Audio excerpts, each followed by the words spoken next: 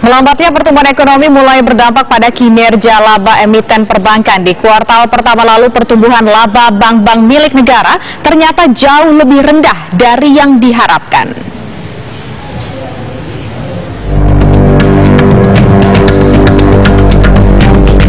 Seiring dengan melambatnya pertumbuhan ekonomi, kinerja perbankan mulai turut tertekan. Sepanjang triwulan pertama tahun 2015, 4 bank milik pemerintah ternyata membukukan kinerja kurang memuaskan, baik dari sisi pendapatan maupun laba bersih.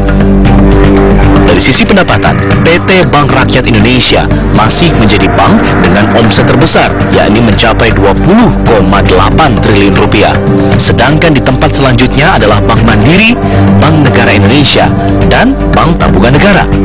Meski pendapatan tumbuh cukup tinggi, kinerja laba Bank BUMN justru mengecewakan.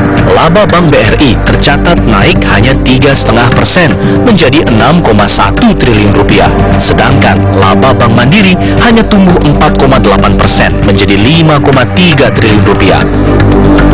Direktur Utama BRI, Asmawi Syam, mengatakan melambatnya perekonomian di kuartal pertama lalu sudah berdampak ke sektor perbankan.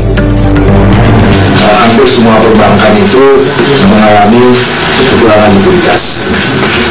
Itu awalnya.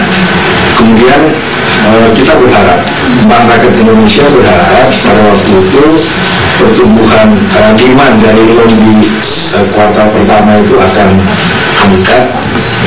Ternyata kalau kita lihat perlambatan ekonomi ini kan terjadi di kuartal pertama. Meski hanya tumbuh 3,5% di kuartal 1, BRI masih tetap optimistis bisa mendongkrak kinerjanya di tahun ini. Bank BUMN ini menargetkan laba bisa tumbuh di atas 10%.